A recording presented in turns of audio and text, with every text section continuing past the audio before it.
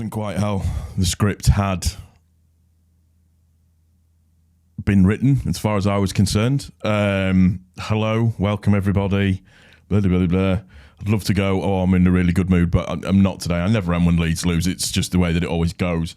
Real quickly, before we start the video, if you are new to the channel, or if you haven't done so as yet, if you could subscribe down below, hit the notification button, share the video as well, comment. It would really help me out with the algorithm and everything. So thank you for the support on the videos that I've been doing recently. I really do appreciate it. So, you know, from the bottom of my heart, thank you very much for that. So let's get on to last night. Oddly, I didn't watch the game live, but what I was keeping abreast on Twitter. I had some family commitments to keep to, but I was keeping abreast of everything on Twitter. I was looking at various bits and pieces online and looking at the highlights and bits and pieces and stuff like that. And for me, I think this is the first time that Farke got it wrong. I'll be completely honest. My opinion is you don't change a winning team. You don't. I understand about squad rotation, but this is what happens when you take championship teams lightly. And I don't care what anybody says. I don't care how much other teams might be running away with it. Within that, from kind of like third all the way down to 20th, that anybody can beat anybody on anybody's day. And Stoke are a very championshipy, grizzled bastard team that know how to frustrate, that know how to make it awkward and uneasy for you. And just overall, I think the performances weren't very good. Anthony didn't have a very good game from what I could see from things that I've read. He couldn't keep hold of the ball. His passing wasn't very good. Just his overall ability just wasn't there tonight. Gruev, I think we were all wanting to see what Gruev would bring to the team. The problem is that him and Ampadu are very much similar type of players, and when you have that in the way that it is, it makes it incredibly difficult for you to push forward as you need to. Nonto seems to have gone backwards. First start in a little while. Obviously, he's been injured. He's not Somerville. Somerville should have started for me. Dan James should have started for me as well. But yeah, Nonto wasn't his usual, you know, on itself, as far as I'm concerned.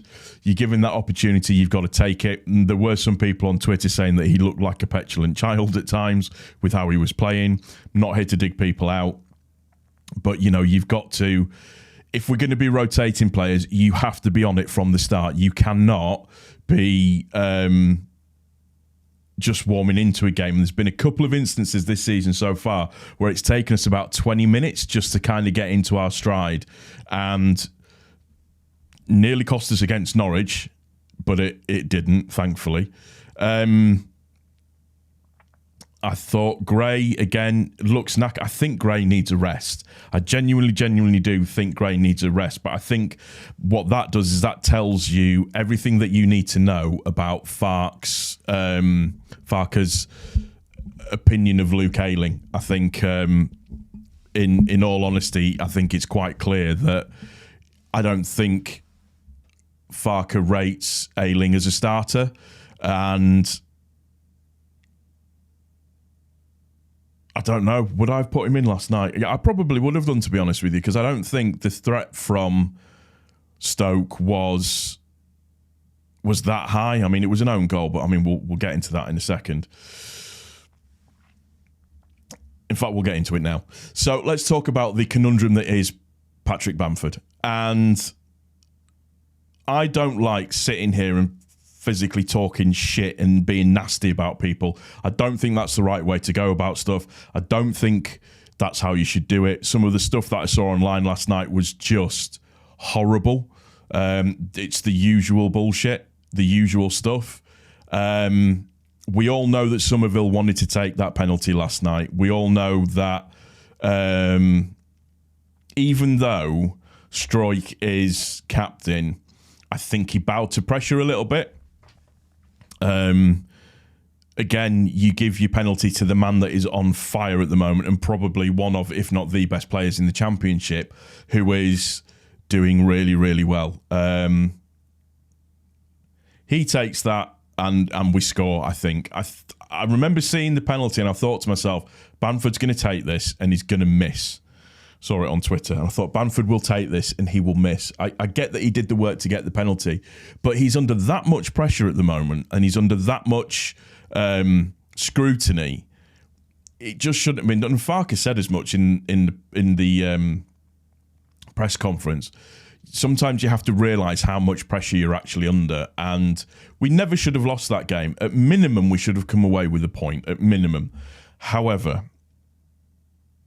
again, going back to Bamford, unfortunately, he is now considered part of the old guard. I don't think he's in the same veins as maybe Cooper and Ayling, but he has a role to play, but it's not a starting role anymore. It definitely isn't a starting role anymore whatsoever at all. So, you know, their keeper makes a couple of worldy saves as well last night, and you know we could have been out of sight, but unfortunately we weren't. Obviously, the goal, as I said, comes after the missed penalty, and it's the most Leeds thing that you're ever going to see. You know, we miss a penalty, 5 minutes later they score. That's just football. It's funny the way that football actually goes, and it seems to be. Whereas Tuesday night used to be an issue for us, it's looking like Wednesday nights are an issue for us now. And I think Farke took Stoke a little bit too lightly this time around, and you can't do that.